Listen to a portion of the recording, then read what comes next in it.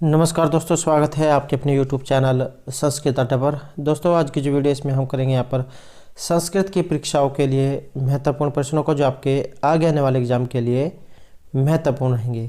जैसा कि आपको पता है कि हाल ही में जो है यूपी टेट होने वाला है, जो 23 तारीख को जो इनका एग्ज़ाम है। तो एग्ज़ाम की दृष्टि से जो यहाँ पर ये महत्वपूर्ण रहेंगे, क्योंकि पहले जो एग्ज़ाम हुआ था उसमें क्वेश्चन पूछे गए थे। तो हो सकता है अब की बार भी क्वेश्चन पूछ ले जाए, क्योंकि बहुत समय इनको आए हुए हो चुका है, और एक बार जो एग्ज़ाम में क्वेश्चन आ जाते हैं उसकी दोबारा भी आने की संभावना रहती है। तो वह एग्ज़ाम की दृष्टि से महत्वपूर्ण यहाँ पर रहेंगे। और अगर आपने हमारी पहले वाली वीडियो नहीं देखी तो इसे आप आई बटन पर क्लिक करके देख सकते हैं, या फिर हमारे चैनल की जो प्लेलिस्ट है वहाँ पर जाकर अब तक की जितने भी वीडियो हैं सभी को आप देख सकते हैं। और दोस्तों, वीडियो शुरू करने से पहले अगर आपने अब तक हमारे चैनल को सब्सक्राइब नहीं किया तो सब्सक्राइब कर ले, और साथ में जो घंटे वाला आइकॉन है इसे जोड़ दबाएं, जिससे आपको हमारे आने वाली जो वीडियो है उसकी नोटिफिकेशन मिलती रहेगी। और दोस्तों, वीडियो को लाइक, कमेंट और शेयर जरूर कीजिएगा, और हमारे साथ अंत तक बने रहिएगा। और इस वीडियो की जो पीडीएफ है आप हमारे जो टेलीग्राम ग्रुप है उससे प्राप्त कर सकते हैं, उसका लिंक आपको इस वीडियो के डिस्क्रिप्शन में मिल जाएगा। और एक जो महत्वपूर्ण सूचना रहेगी, तो जिसने भी जो यूजीसी नेट का एग्ज़ाम दिया था तो इनकी जो यहाँ पर आंसर की जो है जारी हो चुकी है, आंसर की और ऑब्जेक्शन लिंक। तो इसके ऊपर हमारे द्वारा पहले जो है वीडियो बना दी गई है, तो आप वहाँ जाकर अपनी आंसर की और ऑब्जेक्शन लिंक को देख सकते हैं कि किस तरीके से आप जो आपने ऑब्जेक्शन लिंक ऑब्जेक्शन कर सकते हैं, और जो आपकी आंसर की है उसको देख सकते हैं। तो वो वाली वीडियो जो आपको ये तो वीडियो के बाद में जो एंड स्क्रीन होती है उस पर मिल जाएगी, या फिर आई बटन पे मिल जाएगी, या फिर हमारे चैनल की जो प्लेलिस्ट है वहाँ पर जाकर आप देख सकते हैं। तो आपकी जो आंसर की है यूजीसी नेट की ये आ चुकी है। तो अब जो हमारे यहाँ पर पहला क्वेश्चन है आकर्ण्यन, इसमें किस प्रत्यय का प्रयोग हुआ है? तो आकर्ण्यन जो है यहाँ पर क्रिस में जो धातु है, औपसर्ग पूर्वक क्रिय जो है यहाँ पर इसमें धातु है। और अगर एग्जाम में प्रत्यय के बारे में आ जाए कि प्रत्यय कितने होते हैं, तो प्रत्यय जो 3 होते हैं, कृदंत, तद्धित और स्त्री प्रत्यय। कृदंत क्या होते हैं? कृदंत अर्थ कृत जिसके अंत में हो तो जिन प्रत्ययों का प्रयोग धातु के बाद किया जाता है उन्हें कृदंत प्रत्यय कहा जाता है। जैसे सत्री, सानच, तव्यत, अनियर, ल्यूट, कत, कतवतु। तो ये सभी प्रत्यय हैं। जैसे क्रिय धातु हो गई और तव्यत प्रत्यय कर्तव्यम रूप इसका बनता है।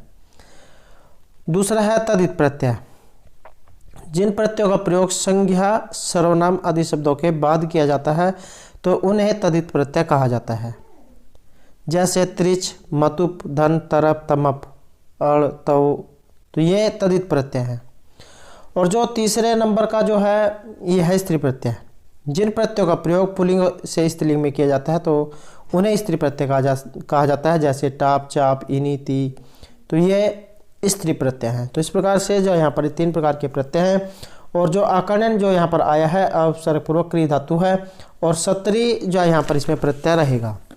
सत्री और सानच ये जो प्रत्यय हैं ये वर्तमान काल में इनका प्रयोग किया जाता है। सत्री, सानच और प्रथम समानाधिकरणी सूत्र है जो इसमें लगता है। वर्तमान काल अर्थ में गच्छन, जैसे जाता हुआ, लिखल, लिखते हुआ। इस अर्थ में प्रश्नपदी धातुओं में सत्री जो प्रत्यय है इसका प्रयोग किया जाता है, और इसका अत भाग शेष रहता है। अत जो भाग है ये शेष रहता है। ऋकार और षकार का जो लोप हो जाता है, और सत्री प्रत्यांत शब्द का प्रयोग विशेषण के रूप में होता है। और इसके रूप पुल्लिंग में पठत के समान, स्त्रीलिंग में नदी के समान, और नपुंसकलिंग में जगत के समान बनते हैं। जैसे गम धातु है और सत्री प्रत्यय होकर गच्छन जा उसका रूप बनता है। और ये बनेगा पुल्लिंग में, स्त्रीलिंग में बनेगा गच्छन्ति, और नपुंसकलिंग में बनेगा गच्छत। तो ये जो गच्छत जो है ये नपुंसकलिंग में बनता है। तो खन धातु जैसे हो गई तो इसका रूप बनेगा खनन, खनंती, खनत। ऐसे ही खाद का बनेगा खादन, खादंती, खादत। गरज का बनेगा गर्जन, गर्जंती, गर्जत। गई धातु है गाने अर्थ में, और गायन, गायंती, गायत। तो इस प्रकार से जो यहाँ पर जो सत्रीय जो प्रत्यय है ये रूप लगने पर बनते हैं। अगला क्वेश्चन हमारा यहाँ पर किरात अर्जुनम से। तो ये जो किरात अर्जुनम जो है इसके प्रथम सर्ग में प्रयुक्त जो यहाँ पर छंद है ये कौन सा है? यह जो किरात अर्जुनियम जो है किनके द्वारा रचित है? महर्षि जो भारवी है उनके द्वारा रचित है। भारवी का अर्थ गौरव के लिए जाना जाता है। और अगर एग्जाम में यहाँ पर सर्ग पूछ ले जाए तो सर्गों की संख्या इसमें 18 है। अब जो यहाँ पर प्रथम सर्ग में प्रयुक्त छंद पूछा गया है तो वसंत जो छंद है ये यहाँ पर इसमें रहेगा। और जो छंद है, छंद का वाला क्वेश्चन जो है कि एग्जाम में जरूर पूछा जाता है। तो बात करें यहाँ पर वसंत छंद की, इसका जो लक्षण है ये रहेगा जैतवतु वसंतम उदीरितम जरौ। और वर्णों की जो संख्या है इसमें 12 है। तो 12 इसमें वर्ण है, जगण, तगण, जगण और रगण। तो ये होता है वसंत छंद।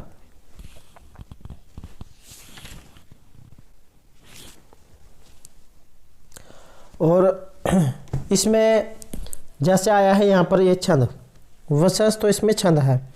अगर एग्जाम में श्लोक आ जाए कि पहला जो सर्ग है इसमें श्लोकों की संख्या कितनी है, तो श्लोकों की जो संख्या है ये इसमें 46 है। और प्रथम जो 44 जो श्लोक है, प्रथम जो यहाँ पर ये टोटल 46 है, जिसमें से जो पहले जो 44 श्लोक हैं इनमें महर्षि जो भारवी है उन्होंने वसंत जो छंद है उसका प्रयोग किया है। और 45वां में जो पुष्पिताग्र छंद, और जो 46वें नंबर का है उसमें मालिनी छंद जो है उसका प्रयोग किया है। तो पहले 44 में वसंत छंद, 45वां जो श्लोक है उसमें पुष्पिताग्रह, और जो 46वें नंबर का श्लोक है इसमें मालिनी छंद जो है उसका प्रयोग किया गया है। अगला क्वेश्चन है अक प्रत्याहार का। अक प्रत्याहार के अंतर्गत कौन कौन से वर्ण आते हैं? अब यह जो अक प्रत्याहार है ये होते कौन से हैं? जो प्रत्याहार है, भगवान शिव जो थे उनके डमरू से जो 14 जो महेश्वर सूत्र जो निकले थे उन्हीं से आगे प्रत्याहार ये बने हैं। जैसे 14 सूत्र अयुण, ऋलिक, एवं, एवच, हैव्रत, लन, यमगणम, जब है, गढ़घस, जब गढ़दस, खप, चरण, चढ़तव, कप्या, सस्सर और हल। तो इस प्रकार से यहाँ पर ये 14 महेश्वर सूत्र हैं और प्रत्याहार आते हैं इसमें 44। अब जो ये 44 प्रत्याहार है ये कैसे बनते हैं? जैसे अक प्रत्याहार है तो अक में जो वर्ण आते हैं जैसे अ, ई, उ और अणा, तो ये अयुण में आते हैं। और उसके बाद है री, लिरिक, री, लरी और क, ये जो बाद वाला जो हलंत होता है इसका लोप हो जाता है। इससे पहले वाले वर्ण जो है गिने जाते हैं जैसे अ, ई, उ, उसके बाद री और लरी। तो ये जो है अक प्रत्याहार में आते हैं।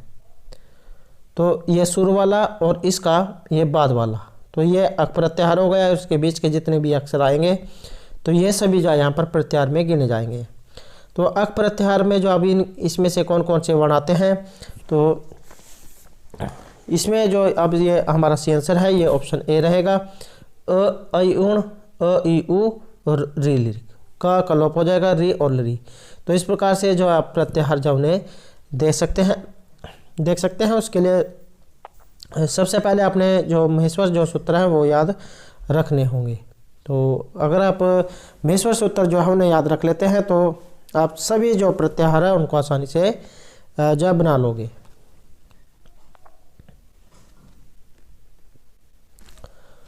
नेक्स्ट जो हमारा यहाँ पर क्वेश्चन है स्पर्श वर्णों का। स्पर्श जो व्यंजन है, स्पर्श व्यंजनों के वर्ग होते हैं। तो ये रहेगा ऑप्शन बी हमारा 5। आपने एक काद्योमावसाना लिखा देखा होगा, काद्योमावसाना स्पर्शः। तो का से लेकर माँ तक जो वर्ण होते हैं इनकी संख्या 25 होती है। जैसे हो गया कवर्ग, कवर्ग में क, ख, ग, घ, ङ, तो 5 अक्षर इसमें आते हैं। तो इसमें जो व्यंजनों की संख्या कितनी हो गई, तो ये 5 जो है इनकी संख्या यहाँ पर हो गई। तो क से लेकर माँ तक जो है 25 होते हैं। और कादियों में अफसाना आपने जरूर याद रखना है, क्योंकि बहुत बार जो एग्जाम में उलझाने के लिए जो है ये दे दिया जाता है। उसके बाद है यहाँ पर सर्वे भवन्तु सुखिनः, किस प्रकार का जो है यहाँ पर ये वाक्य है। तो सर्वे भवन्तु सुखिनः वाक्य जो है यहाँ पर पूछा गया है। तो इसमें जो हमारे यहाँ पर सी आंसर है ये रहेगा ऑप्शन डी। तो इच्छा जो है यहाँ पर ये इच्छावाचक वाक्य यहाँ पर ये रहेगा। आपने जो है यहाँ पर ये जो श्लोक है ये सुनका होगा, सर्वे भवन्तु सुखिनः सर्वे सन्तु निरामयः। तो इस श्लोक को कहने वाले जो वसुधैव कुटुम्बकम की धारणा को पालन करते हुए संपूर्ण संसार के कल्याण की इच्छा करते हैं। और इस श्लोक में न किसी बात का संकेत है और न कोई प्रश्न पूछा गया है और न ही कुछ ऐसा है जिसमें आश्चर्य विस्मय की स्थिति उत्पन्न हो। तो इसमें जो सभी के जो कल्याण की इच्छा कही गई है, सर्वे भवन्तु सुखिनः अर्थात सभी जो व्यक्ति ये सुखी हो। तो इस प्रकार की यहाँ पर इच्छा इसमें की गई है, तो इच्छावाचक इसे रहेगा। प्रश्नवाचक होता तो इसके पीछे जो ये निशान होता प्रश्नवाचक का। तो इच्छा जो है यहाँ पर ये की गई है। नेक्स्ट है यहाँ पर अधिसिंगस्तासाम कर्म सूत्र संबंधित है। तो इसका संबंध इनमें से किसके साथ है। तो इसमें जो हमारे यहाँ पर जो सी आंसर है ये रहेगा ऑप्शन बी। द्वितीय जो यहाँ पर विभक्ति है उसका जो है यहाँ पर प्रयोग हुआ है। और ये जो द्वितीय विभक्ति है, द्वितीय विभक्ति कहाँ पर होती है। यहाँ पर जो हमारा जो सी आंसर है ये ऑप्शन बी है। द्वितीय अधिसिंगस्तासाम कर्म, ये जहाँ पर आपको दिखाई दे तो इनके योग में जो द्वितीय विभक्ति है लगती है अधि उपसर्ग। ये सुर में अधि उपसर्ग है। सिंह स्था और आस इन धातुओं से पहले, सिंह स्था और आस इन धातुओं से पहले अगर अधि उपसर्ग लगा हो तो इसका मतलब है कि उनमें द्वितीय जो विभक्ति है इसका प्रयोग होगा। जैसे भूपति ही सिंहासनम अधियास्ति, राजा सिंहासन पर बैठा है। या फिर शिष्य हैं आसनम अधितिष्ठति, शिष्य आसन पर बैठा है। तो आपने ये याद रखना है जहाँ पर भी शुरू में ये उपसर्ग लगा होता है तो वहाँ पर द्वितीय विभक्ति का प्रयोग किया जाता है। नेक्स्ट है निम्नलिखित वर्णों में से किस वर्ण का उच्चारण स्थान दंतोष्ठ है। तो इनमें से कौन सा वर्ण है जिसका उच्चारण स्थान यहाँ पर दंतोष्ठ है। तो इसमें जो हमारा यहाँ पर सी आंसर है यह रहेगा ऑप्शन ए। ये जो उच्चारण स्थान वाला जो क्वेश्चन है एक एग्जाम में ये जरूर पूछा जाता है। तो उच्चारण स्थान एक बार जो हम देख लेते हैं। जैसे अकुह विसर्जनम कंठ, अ और जो कवर्ग है इनका उच्चारण स्थान कंठ से होता है। इचो ऐसा नाम तालु, ई और च्वर्ग इनका उच्चारण स्थान तालु से होता है। रिट और सा नाम मुर्दा, री और ट्वर्ग। और उसके बाद है र और ये श, इनका जो उच्चारण स्थान है ये मुर्दा से होता है। लरित और सा नाम दंता, लरी और त्वर्ग श इनका जो उच्चारण स्थान है ये दांत से होता है। उपपद्यमान नाम ओष्ठो, उ और जो पोरग है इनका उच्चारण स्थान होठ से होता है। उसके बाद है यम गणना नाम नासिका। इसमें कई बार ये अक्सर पूछ ले जाते हैं कि कितने आते हैं। तो 5 जो है इसमें अक्सर आते हैं। यम गणना नाम नासिका, यम गणना इनका जो उच्चारण स्थान है ये नासिका नाक जो है इसके द्वारा होता है, तो इससे बोले जाते हैं। उसके बाद है ए दैतो कर्तालु, ए और आई इनका जो उच्चारण स्थान है ये कंठ और तालु से होता है। ओ दैतो कंठोष्टम, ओ और औ इनका जो उच्चारण स्थान है ये कंठ और ओष्ठ से होता है। उसके बाद है वकारस्य दंतोष्टम। वह जो है इसका उच्चारण स्थान जो है ये दांत और होठ से होता है। तो ये वह जब हम बोलेंगे तो ये दांत और होठ इनके द्वारा बोला जाता है। तो यह सूत्र आपने याद रखना है, वकारस्य दंतोष्टम। नेक्स्ट यहाँ पर बहुज्ञ का विपरीतार्थक शब्द कौन सा है? बहु मतलब ज़्यादा, तो ज़्यादा का जो विपरीत है उल्टा अर्थ तो ये होता है कम। अब कम इसमें किस में है? तो ये रहेगा ऑप्शन बी में। अल्प के जो आया है ये ऑप्शन बी में है।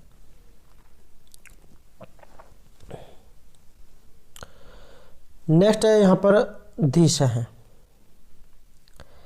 धीश है पद में संधि है। तो जैसे आप यहाँ पर ये शब्द देख रहे हो धीश है, तो इसमें जो यहाँ पर ई आई है ये ई है दीर्घ, जिसे बड़ी ई आप या कहते हैं। तो इसका मतलब है ये दीर्घ है। तो इसमें जो यहाँ पर संधि है ये दीर्घ संधि रहेगी। संधि विच्छेद क्या होगा इसमें?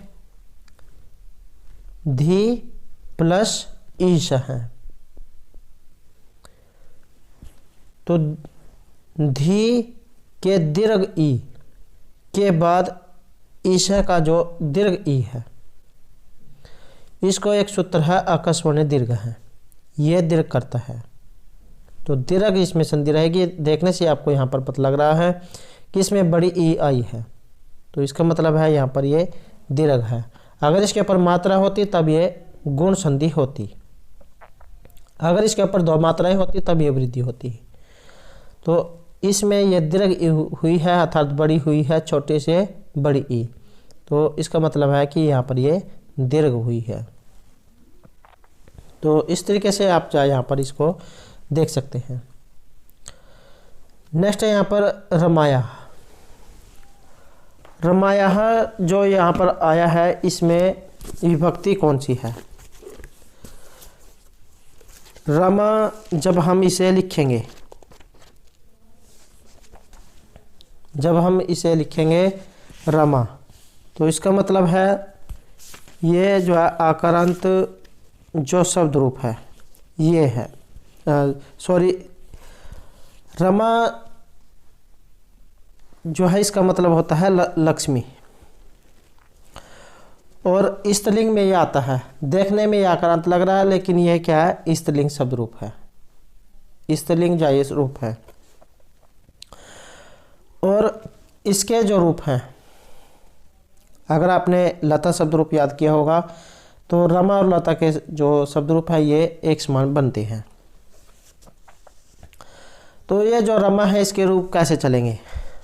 जैसे रमा रमे रमाः, रमाम रमे रमाः, रम्या रमाभ्याम रमाभिः, रमायै रमाभ्याम रमाभ्यः, रमायाः रमाभ्याम रमाभ्यः, रमायाः रम्योः रमाणाम, रम्याम रम्योः रमासु, हे रमे हे रमे हे रमाः। तो इस प्रकार से इसके रूप बनते हैं। और ये जो यहाँ पर रमाया जो आया है, अब रमाया जो है ये पंचमी में भी बनता है और षष्ठी में भी बनता है। तो यहाँ पर इसमें पंचमी नहीं दिया गया है, पंचमी एक वचन का क्वेश्चन इसमें नहीं दिया गया है, तो इसका मतलब है कि ये षष्ठी विभक्ति एक वचन का रूप है। और प्रथमा का जो एक वचन है इसमें बनता है रमा, द्वितीय के एक वचन में बन जाएगा रमाम, तृतीय के एक वचन में बन जाएगा रम्या, और उसके बाद है चतुर्थी, चतुर्थी के एक वचन में बन जाएगा रमायी, पंचमी और षष्ठी में बनता है ये वाला। और जो सप्तमी है, सप्तमी में बनेगा रमायाम। तो ये जो रमायाम जो है ये बनेगा सप्तमी में। नेक्स्ट है यहाँ पर संस्कृत व्याकरण में कति शब्द किस वचन में प्रयोग किया जाता है। कति का मतलब होता है कितने। अब कितने जो है ये इसका मतलब है कि यहाँ पर ना तो इसमें एक वचन है न ही दो के बारे में बात की जा रही है। तो कति में बहुत सारे हो सकते हैं, तो न तो एक है न दो है, तो तीन भी हो सकते हैं और तीन से ज़्यादा भी हो सकते हैं। तो कति जो है इसका मतलब है ये बहुवचन जो है इसमें प्रयोग किया जा रहा है। और इसके रूप कैसे होते हैं। प्रथमा का जो एक वचन है प्रथमा विभक्ति, प्रथमा विभक्ति में बनता है कति। और उसके बाद है द्वितीय विभक्ति, उसमें भी कति। तृतीय विभक्ति में बनता है कति भी, कति भी। चतुर्थी में बनेगा कतिभ्य, पंचमी में कतिभ्य, और जो षष्ठी है इसमें बनेगा कति नाम।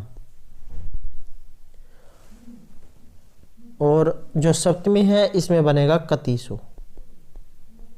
कतिसु जो है यहाँ पर ये सप्तमी में बनेगा। नेक्स्ट है यहाँ पर उपसर्ग।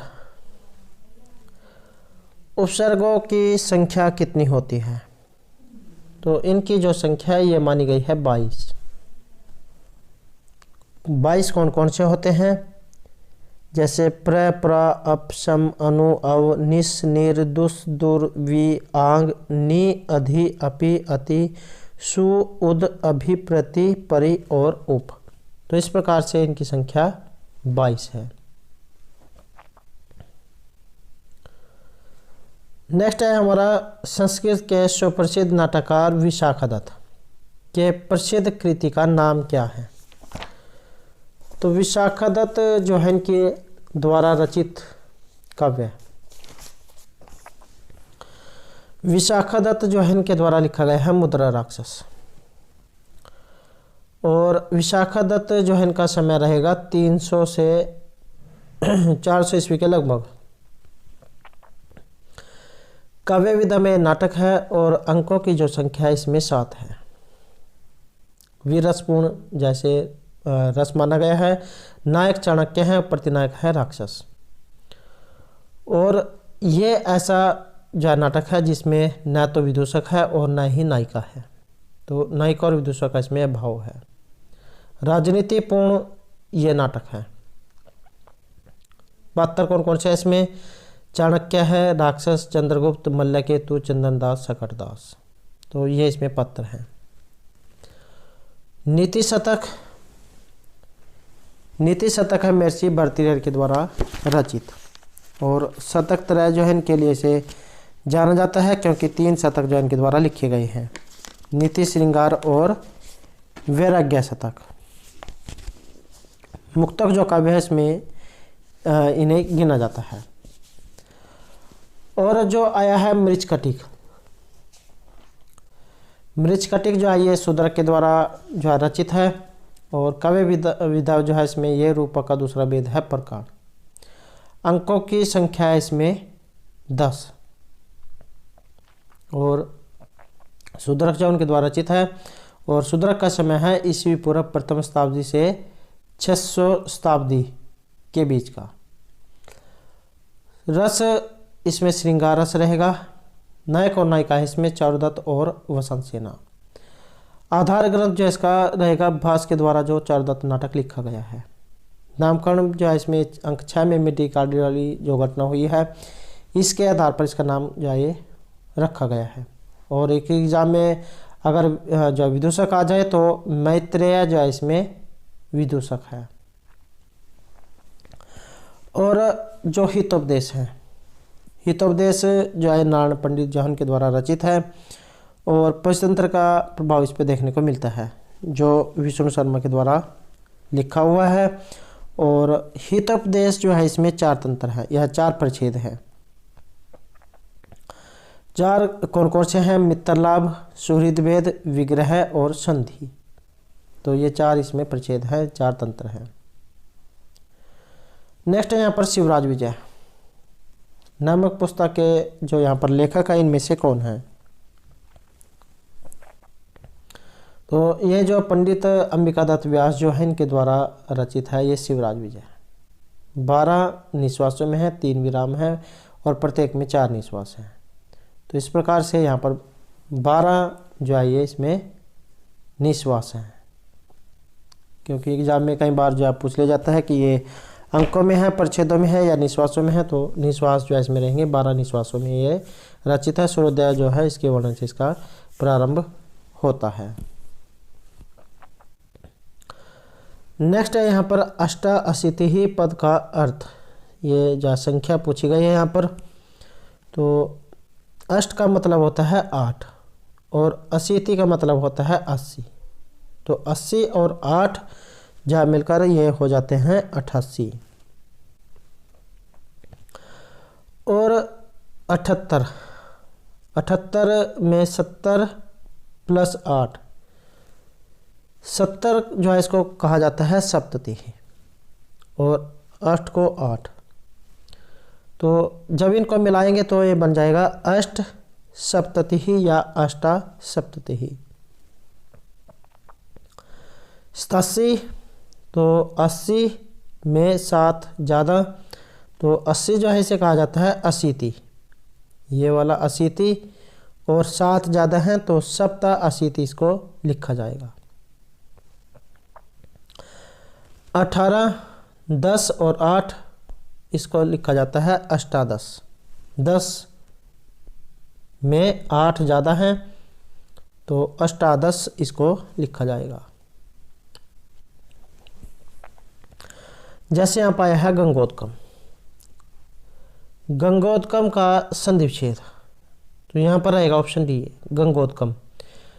गंगा में जो आ और प्लस उ, अ और उ को जो है ओ गुण हो जाता है तो गंगोत्कम रूप ये बनता है। और सूत्र आद गुण है, ये सूत्र इसमें लगता है और गुण आदेश इसको होता है। इसकी पहचान यही है, अगर गुण संधि की इसमें जो है एक मात्रा दी गई होगी। तो गंगोत्कम, गंगा प्लस उद्गम। नेक्स्ट है यहाँ पर पवित्रम में संधि विच्छेद कीजिए। तो इसमें रहेगा ऑप्शन ए हमारा पो प्लस इत्रम। ओ प्लस ए,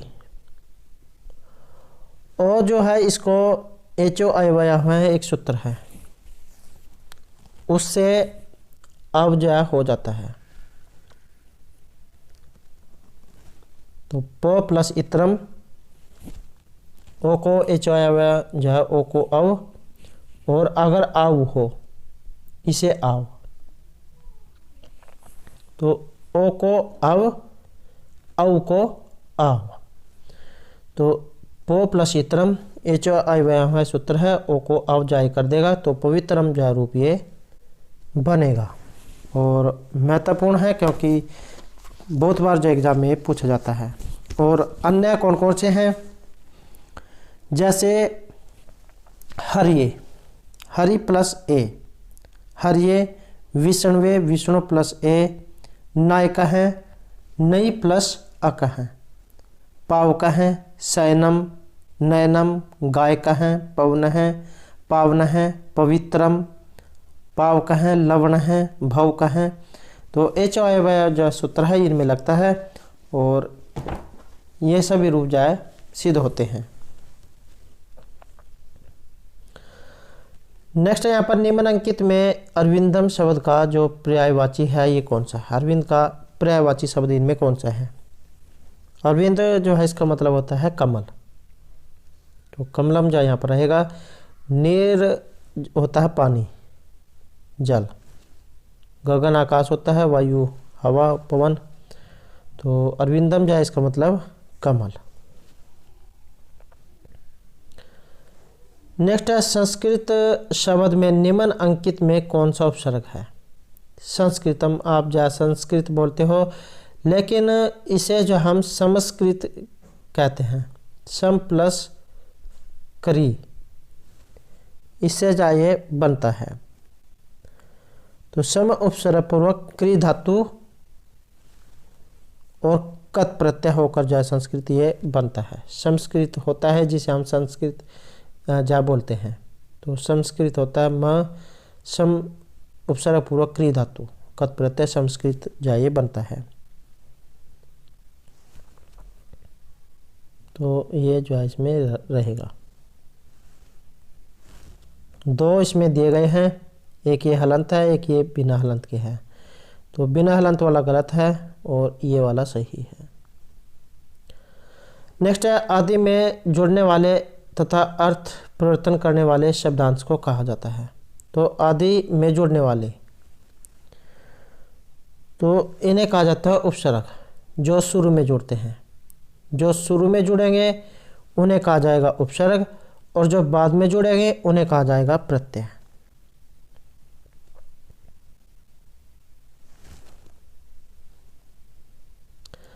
नेक्स्ट है निम्न में से शुद्ध वाक्य चुनिए। यहाँ पर जो शुद्ध जो वाक्य है ये कौन सा है?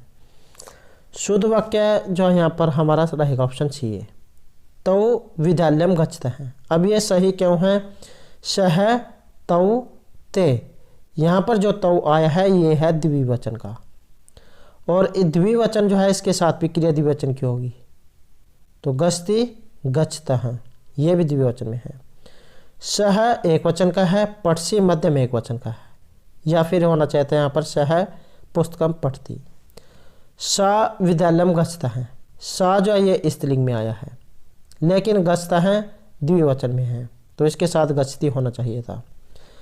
ते पुस्तकम पठत, सह तौ ते, ते बहुवचन में है, इसके साथ क्रिया भी बहुवचन की होनी चाहिए थी। अगर ये प्रथम एक वचन का है तो क्रिया भी प्रथम जो है एक वचन की होनी चाहिए थी। अगर प्रथम बहुवचन का है तो क्रिया भी प्रथम बहुवचन की होनी चाहिए। तो सह तौ ते, तो ते पुस्तकम पठन्ति होना चाहिए था यहाँ पर, तो ये आया है पठत। तो यहाँ पर जो सी आंसर है ये रहेगा ऑप्शन हमारा सी। नेक्स्ट है कृष्ण के दोनों ओर ग्वाले हैं कि संस्कृत है। तो कृष्ण के दोनों ओर ग्वाले हैं, दोनों ओर, दोनों ओर का मतलब होता है उभयता है। अब इसमें आपने जा सुना होगा उभयता है, प्रीत है, समय, निक्षा। तो इनके कारण जो विभक्ति है द्वितीय विभक्ति उसका प्रयोग किया जाता है। अब इसमें उभयता है, लेकिन के साथ क्या है? कृष्ण से। अगर आपने राम की विभक्ति याद की होगी तो रामस्य जैसे होता है ऐसे कृष्ण से, तो इसमें है षष्ठी विभक्ति। कृष्णम इसमें है द्वितीय विभक्ति। कृष्णाय जैसे रामाय चतुर्थी विभक्ति। कृष्ण है, राम है प्रथम विभक्ति। जो दोनों जो होता है अभित है, अभित है, प्रीत है, तो द्वितीय विभक्ति इसमें लगती है। तो द्वितीय विभक्ति जो है यहाँ पर ये इसमें ऑप्शन बी जो है इसमें आई है। अभिता प्रीता समय नक्षा प्रतियोगी, तो अभिता जो है इसके योग में द्वितीय विभक्ति होती है। तो कृष्णम जो है इसमें एक द्वितीय विभक्ति का प्रयोग हुआ है।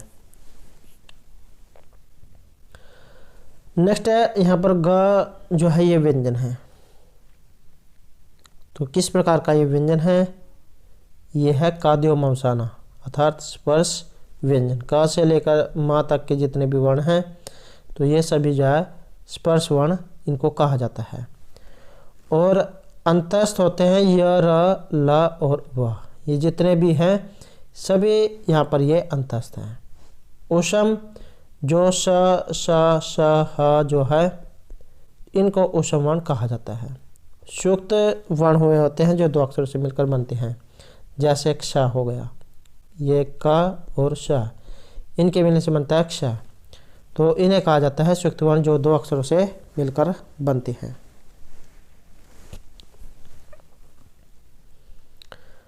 नेक्स्ट है यहाँ पर पुराण, पुराणों की संख्या है। तो पुराण जो है इनकी संख्या मानी गई है 18।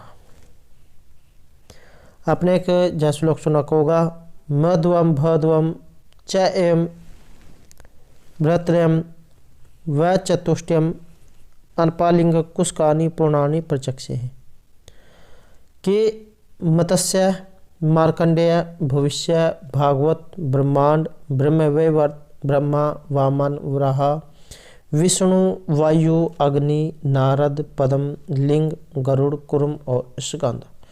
तो इस प्रकार से यहाँ पर ये 18 पुराण हैं।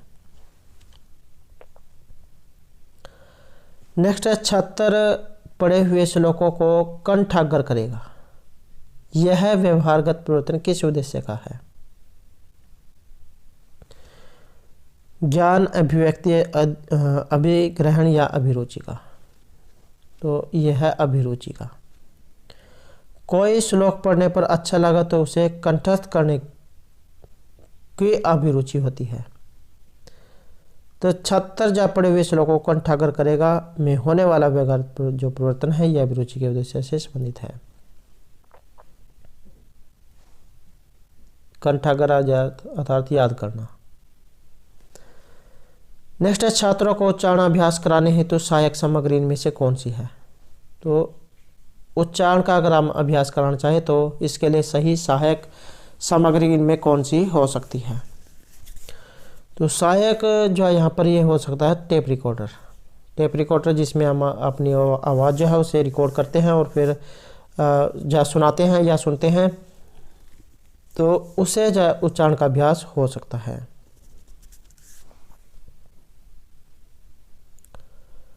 नेक्स्ट है निम्नलिखित में से बाणभट्ट की एक कृति नहीं है।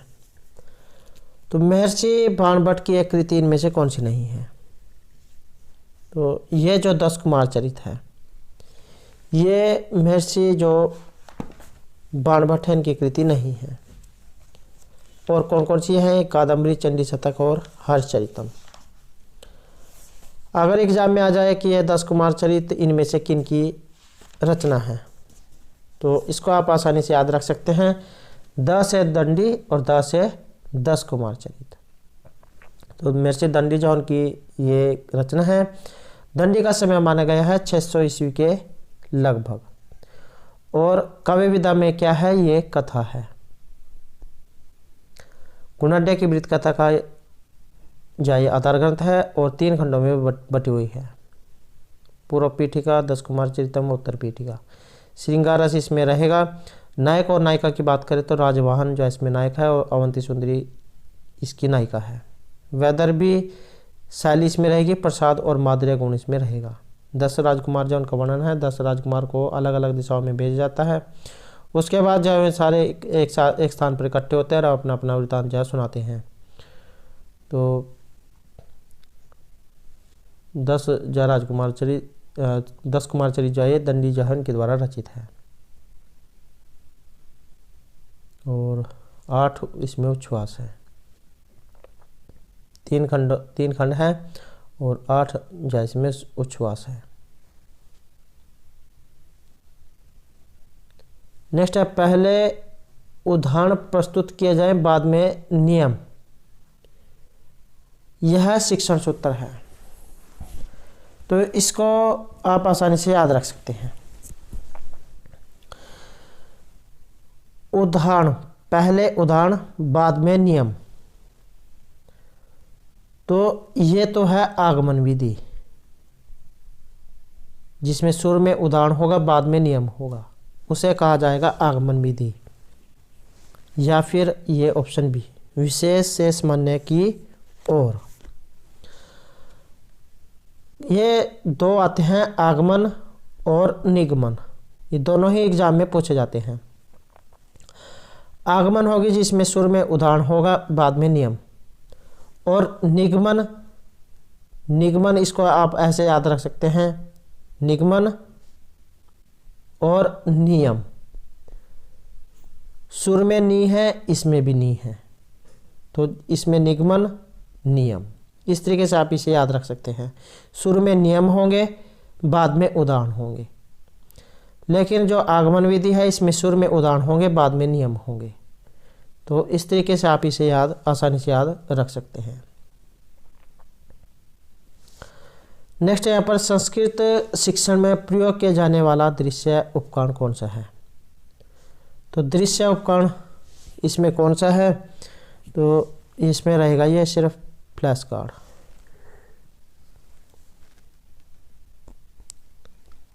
टेप रिकॉर्डर और ग्रामाफोन ये श्रव्य उपकरण हैं, जबकि सिनेमा दृश्य श्रव्य उपकरण होते हुए भी शिक्षण के काम में नहीं आता, जबकि फ्लैश कार्ड शिक्षण में काम आने वाले दृश्य सामग्री है।